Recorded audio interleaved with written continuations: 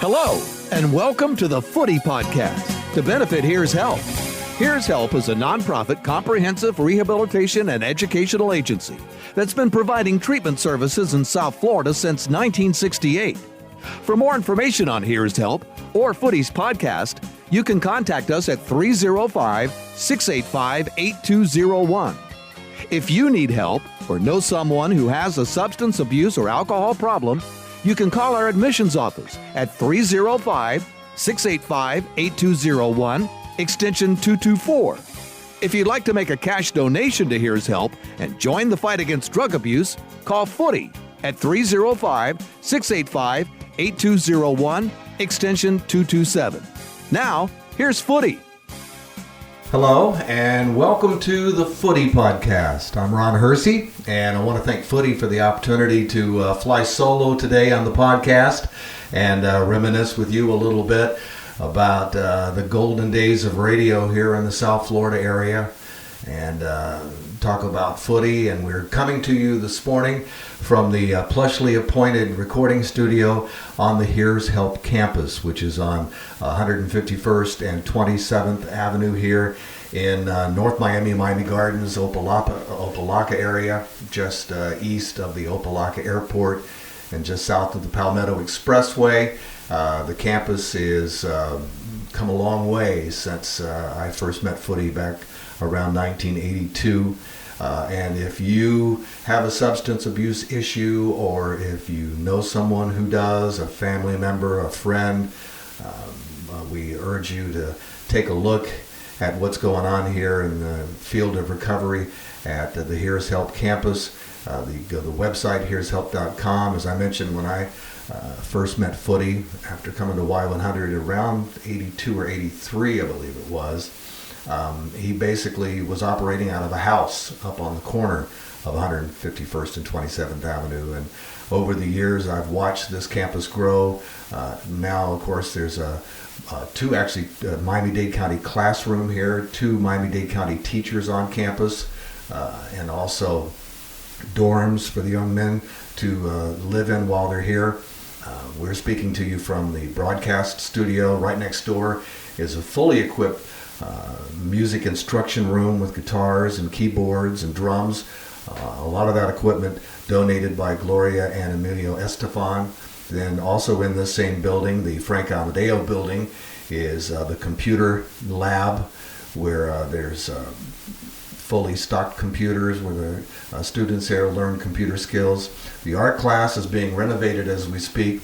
In the main building, in addition to the counselors, there is a fully equipped kitchen, professional grade kitchen, which has been donated by Pepe Badia of Badia Spices, a very generous gift. And a lot of the students learn their get their food handler's license. And as you can tell by the different things offered, including the off-campus automotive repair, the whole concept is recovery through education and a replacement life. So if your every waking hour is taken up by the pursuit of substances or the use of substances, you give that up, you have to replace those 8, 10, 12 hours a day that you've been spending procuring and taking substances. You have to fill that time up with something else. So that's what it's all about here. It's all about recovery through education, learning a trade, learning a skill, and it's, as I said, since that little wood house up on the corner of the campus has certainly grown by leaps and bounds. When I first met Footy, I originally had born and raised along the Treasure Coast area, born and raised in Fort Pierce back in the 60s. I grew up through all of that and all that entailed. And I was thinking about it on the way here today. My parents really were musicians. They loved music. They were gospel singers, so we listened to a lot of gospel quartets on the record player in the house. Mom always had the radio going every morning when I would get up for school. The radio would be playing. So I guess I was doomed from an early start to get involved in broadcasting in some aspect. And I was always fascinated by how showing my age here because they used records in those days. I could never figure out how the disc jockey could get the record off of the turntable, put another record back on, get the needle to land right at the beginning of the next song and have it start exactly when he wanted to do it. It mystified me. And in Fort Pierce, one of the big events every year was the home show. They would take over the National Guard Armory, and businesses that offered different home improvements, appliances, landscaping, that sort of thing, telephones, anything that you needed for your house. There would be a booth there displaying the latest materials. So one year as a kid, we went to the home show. My parents took me to the home show, and the two things that really affected me that time, that trip, that visit, was the fact that, number one, the telephone company, which at that time was Southern Bell, had a booth with a bank of telephones across the front, and you could walk up, pick up a telephone, talk for something like 15 seconds or 30 seconds, and then keep the phone to your ear, and it would play back your recording. The first thing I discovered was that I hated the sound of my own voice, which is quite a curse for somebody who's spent their entire broadcasting career recording their own voice. But I discovered I did not like the sound of my own voice. And I had this strange habit of clearing my throat every few seconds. Don't know where that had come from. But hearing myself do it on that tape helped me quit doing it, which obviously was a big boon to my future broadcast career. And it wasn't so much that I could hear my own voice that fascinated me. It was just the fact that I could record my own voice. And I started picking up the phone and trying to think of different things to say or different things to recite. So next to that, the telephone booth, and believe it or not, in those days they were still educating people on how to properly speak into a telephone. That was the whole point of recording bank of telephones, was so people could understand to put the telephone mouthpiece right in front of your mouth instead of under your neck. A lot of people put it up here. So that was the purpose of that. But as I said, it turned me on to the concept of recording. I had never, of course, growing up in Fort Pierce and being a young elementary school kid, I didn't have any opportunity to mess around with any kind of recording devices. So that was fascinating. And then next door, the booth next door to the telephone display at the home show was the local radio station, WIRA. And that was where I had the real epiphany, because the DJ was actually broadcasting live. He was broadcasting a show from the home show, and he was playing the music in his booth. And that was where I had the epiphany that they used two turntables. That's how he could go from one record to the other, and how he could not have any pause between one record and the other, and he could always have the record start when he wanted to, was because he would put the needle down on the record and listen to it in a speaker and literally spin the record back and forth till he got the needle to stop right as the music began. Then when he wanted it to play, he would hit the start button and there would come the music. So those two events, that telephone booth where I could record myself on the phone, and that DJ booth where the DJ was broadcasting live, set me on a path. From that day forward, I was fascinated with recording and radio and broadcasting. So that next birthday, I begged my parents to buy me a little tape recorder with little 3-inch plastic reels. It was a little portable handheld thing with a microphone that you plugged in.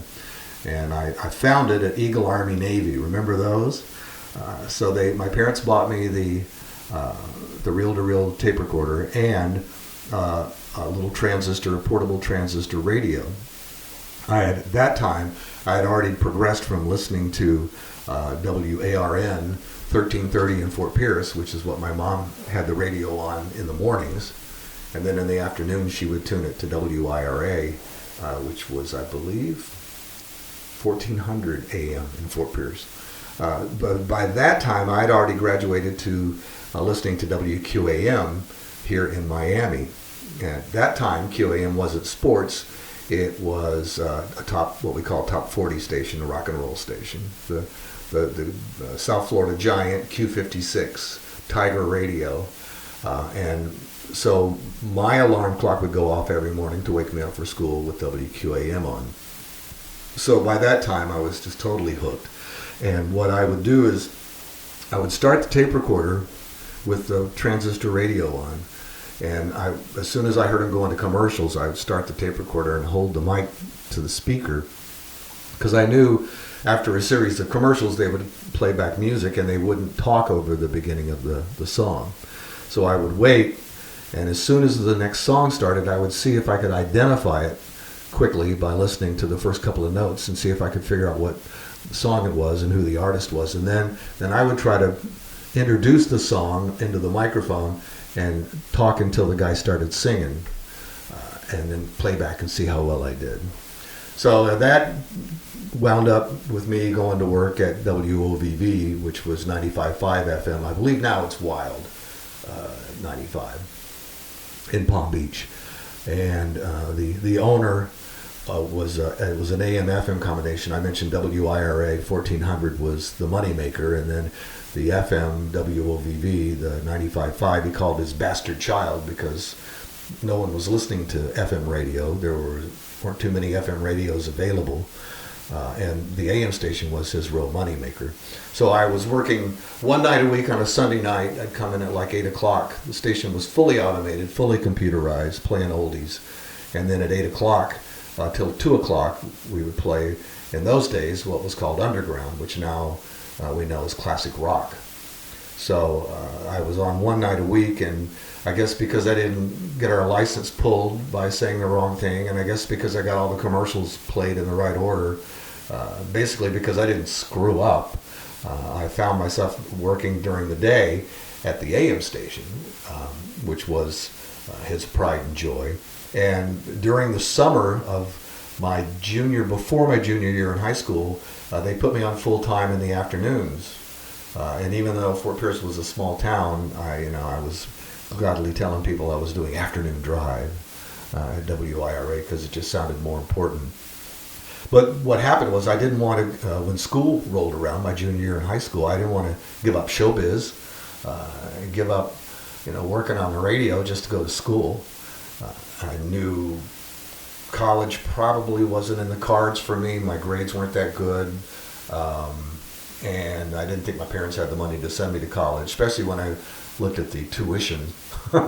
So I plunged in headlong, took classes at night at the college. I'd get off the air at 6 o'clock and then go to Indian River Community College and take my classes and get my high school diploma. And after a brief fling, one last fling with being a rock star, that was always my career of choice all through high school. That's why I didn't pay any attention in school, because I was convinced I was going to be a top recording artist, despite of the fact that I was one of about 8 million guitar players in the world. I was convinced that that was the career path that I needed to take. And of all the places I decided to move to further my music career, I picked St. Petersburg, which is a whole nother podcast. But needless to say, after a year, I was back and working in radio. I'd left radio to try to one last stab at being a rock star. And so then after working for a year in St. Petersburg in a factory and starving to death and playing exactly one gig for free, I decided that maybe rock and roll was not going to be the career path I needed to take. And I was fortunate enough to get back at WIRA and get right back to my afternoon shift. So I had been working with this guy at WIRA, a great mentor, Roscoe Bowers, and he had left WIRA and gone to Vero Beach to an AM daytime station. It only operated during daylight hours. And he called and offered me a job. So within 3 years of launching my broadcasting career, I'd already been hired away by a competitor, a little AM daytime station. We had to sign off at sundown. So I worked there for 4 years and really, really did learn a lot. At that station, you had to anchor a newscast, 5-minute newscast at the top of every hour, 3-minute headline newscast at the bottom. The owner was an English major who listened intently and insisted on coming in and just ripping me a new one every time I mispronounced something, got something wrong. And although I hated him, what he finally instilled in me was the attitude that, I'm not going to give this SOB one more chance to come in here and rip me another one. I'm tired of getting ripped apart every afternoon. And so obviously the real solution to that was to not make mistakes. And like I said, as much as I hated him, it taught me a lot about being a news anchor, and that's been a real meal ticket for me over the span of my career. There have been many gigs that I was able to capture or hang on to because I had the ability to do the news. So then a family came in from Tampa and St. Petersburg, the Rowland family. They had WQIK in Tampa, WQIK in Jacksonville. Both were FM country stations. By that time, FM had exploded around the country and in Fort Pierce. And I applied for a job there. And I had been working there for a couple of years when my program director came in and pulled me into one of the soundproof studios and closed the door and said, I have bad news and good news. Because the bad news is I'm quitting, I'm leaving, I'm going to work in Miami at WSRF. WSHE's AM station was flipping the country. The good news is he said, I went into your desk and I took out your demo reel and brought it with me. And if you want to come along, they're looking for a production director, somebody to do commercials. And he needed to fill an afternoon and a morning slot and had no interest in getting up at 5 o'clock in the morning. So he wanted me to do mornings on the AM station and be the production director, which I left. I mean, I was practically packing my bag before he finished his sentence. So that's how I wound up in Miami. And that's how I met Sonny Fox. The first day I was in the building at WSHE, I ran into Sonny at the coffee machine. By the end of the week, we were doing bits and voices and characters on each other's shows. And after 2 to 3 years, still don't remember, it was either 82 or 83, Bill Tanner, who was doing mornings at Y100, called Sonny and told Sonny that he had accepted an offer to go to work at WASH FM, Wash FM in DC, and suggested Sonny reach out to David Ross, the general manager of Y100. And to Sonny's credit, he, in his conversations with David, he said, look, very interested, but if you want the show that you hear on WSHE, it's me and it's this guy, Ron Hersey.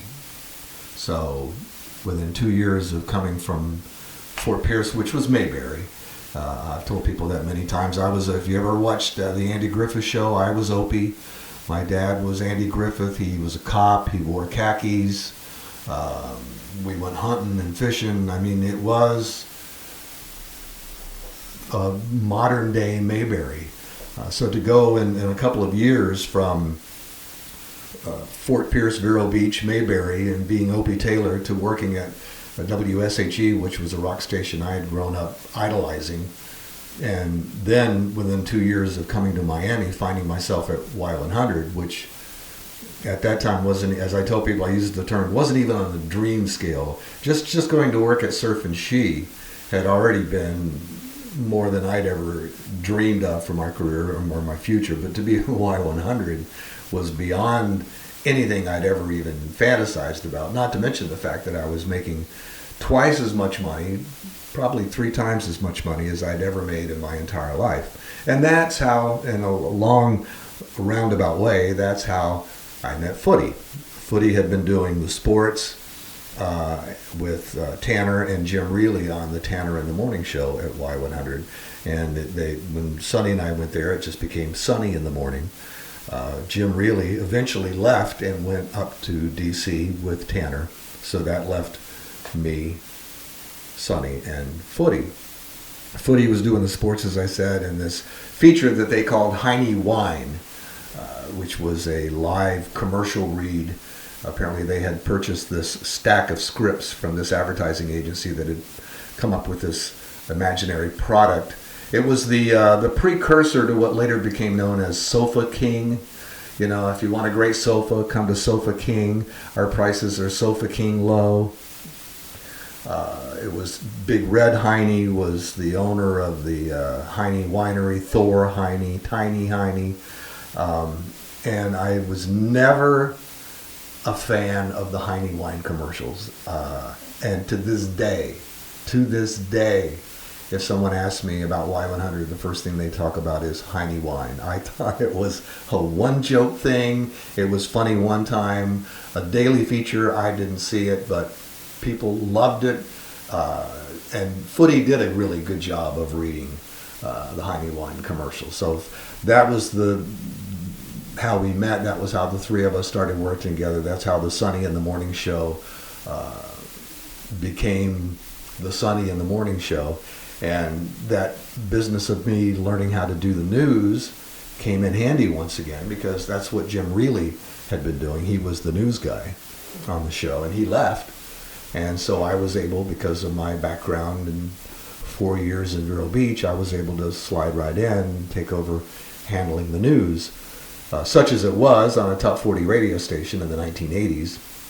It was basically just an excuse to read a setup for a comedy bit. It wasn't really any hard news. But there were times when things happened, when things broke, when big news stories broke that I had to cover, so I did. And I was thankful for that general manager, English major, who gave me such a hard time in Vero Beach, because it really was a huge help.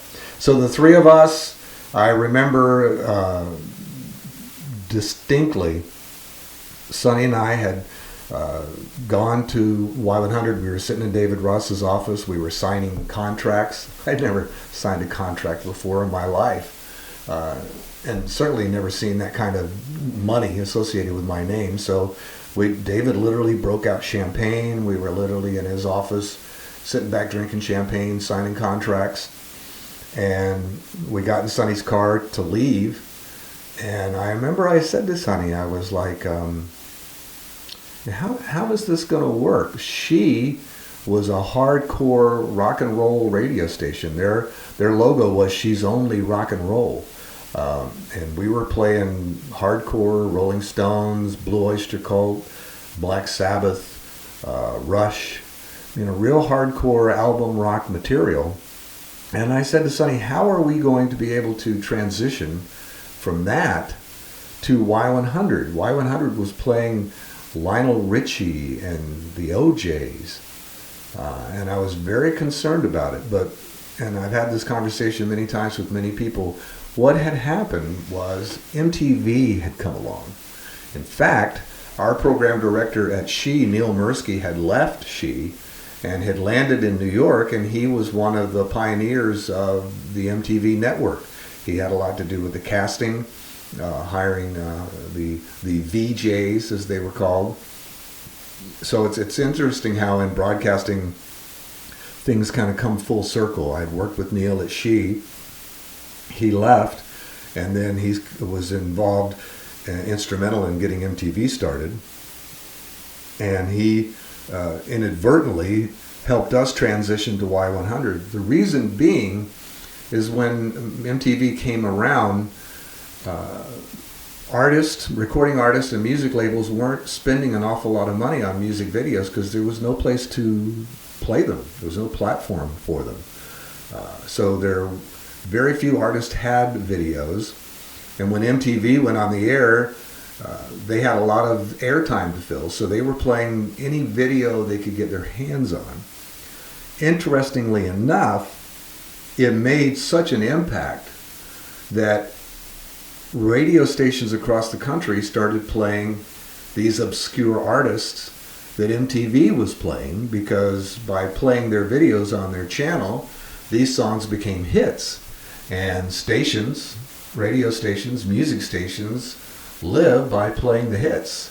So MTV kind of changed the course of music, and what happened was we went from WSHE, where thanks to MTV we were playing groups like ABC, Men at Work, Flock of Seagulls, and Duran Duran, to WHYI Y100, and they were also playing those same songs: ABC, Men at Work, Flock of Seagulls, Duran Duran. And I firmly believe that if we hadn't made that move, if we made that move 6 months before, if we made that move 6 months after the date that we did, it might not have been as smooth a transition. Because after about 6 months, record labels started realizing, okay, well, we've got to start putting some money into videos, and they actually started bringing in movie directors to film them. They started using motion picture film instead of videotape to get a clearer, sharper image and a more professional, slick look. And as Sonny pointed out, MTV forever changed the ugly rock star. The handsome crooners of the 60s, the Victimones and all those, the Frank Sinatras, the handsome guys in the suit with the pocket square, had given way in the 60s during the hippie movement to these unkempt looking guys with long hair and beards and ragged clothes and flannel shirts and ripped jeans.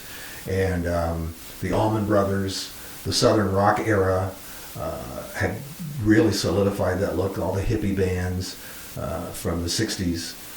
And so all of a sudden, because they were bringing in movie directors and professional lighting crews and motion picture film, then the artists started wearing makeup. Duran Duran started wearing makeup and having designers design their costumes for their different video shoots and tours. So MTV really helped us make that transition.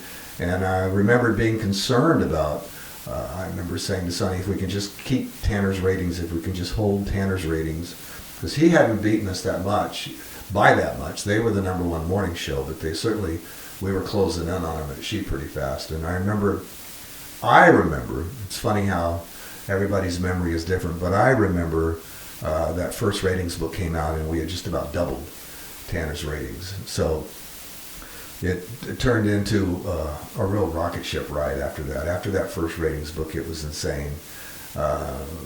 It was like being a rock star. My whole life leading up to that had been wanting to be a rock star as a guitar player. And it turned out that I sort of achieved that goal, at least in South Florida, without ever picking up a guitar. But that's how Footy and Sonny and I wound up being together at Y100 on the Sonny in the Morning show, and all the hilarity that ensued after that. You've heard us talk about the Wingdings and how crazy those were, and that just grew by leaps and bounds. That went from a 1 day, 3 or 4 hour event to a 2 day, 12-hour event with incredible live music and great guest stars and huge celebrities. We also got involved in stock car racing at Hialeah Speedway with Footy's friend Bobby Coyle, who hooked us up with cars and fire suits and helmets. All you had to have was a helmet and a fire suit and a car with the doors welded shut, and you could race. It was definitely pre-OSHA. There were very few safety features. And we did that for, 3 or 4 races. We did it long enough that Sonny, to my recollection, went out and actually bought his own race car, a real set-up car to race, and a trailer and the whole bit.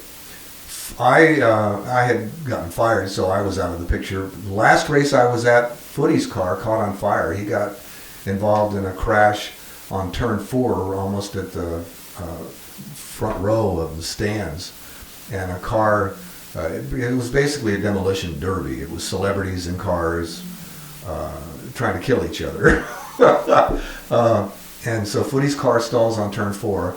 A car drives by him with his fuel line recently ripped out and just sprayed Footy's car with gasoline, and it caught on fire. And it seemed like hours before he finally got unbuckled and out of the car. But I think that was the last one for him.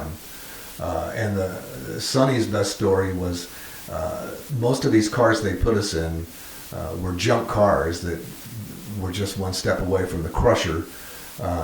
So they would be put together just enough to drive on a track, and that was about it. And Sonny, I think it was a Pontiac Tempest from the late 60s. And the big pitch, though, it was a car for the ladies, because you could slide the seat horizontally, and a lady could open the car door and sit in the seat like a ladylike, and then turn under the steering wheel and lock the seat down and drive. Well, Sonny got hit in the track, and the little lock broke. So his seat was now swiveling free. So every time he'd be like driving, he'd get up to the turn. When he would go to turn, the seat would swivel, and he would be driving the car sideways. So that between Sonny's swiveling seat, Footy's car catching on fire, that was the end of our adventures in auto racing at Hialeah Speedway. But the 5 years at Y100 with Footy were just an absolute blast. We traveled all over the place. We went to, we were in the Bahamas, I don't know how many times. We went to New York City for the Statue of Liberty. We did shows from all over the place. And we had a lot of fun. It wasn't without its drama, but we certainly had a great time. And the three of us certainly did have a lot of chemistry, and we certainly did put on a great show, and it was a lot of fun while it lasted. So that is how I hooked up with Footy. That was how we wound up at Y100. That was how I got involved in the Wing Ding and the Here's Help campus. And I'm still here. So I want to thank Footy for this opportunity to sit back and reminisce about the old days and reminisce about South Florida and Y100 and coming down here. And Footy will be back for our next podcast, and we'll be reminiscing about a lot of his misadventures.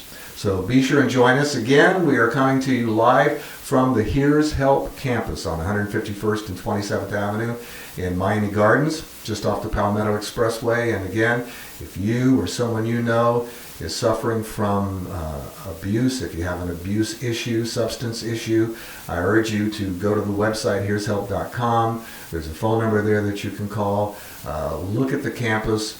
I have been working here on the campus for well over 5 years, and I've seen a lot of young men come through this campus.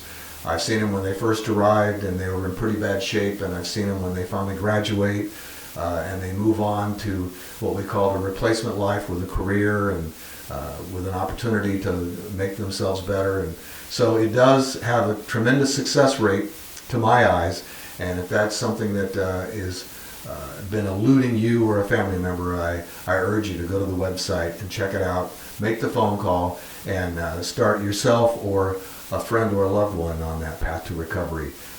This is a great place to do that. So thanks for indulging me. Thanks to Footy again for the opportunity, and we will be talking to you again probably in another week. Thank you for listening to the Footy Podcast. To benefit, Here's Help. For more information about the Footy Podcast or Here's Help, contact us at 305-685-8201. If you need help or know someone who has a substance abuse or alcohol problem, you can call our admissions office at 305-685-8201, extension 224.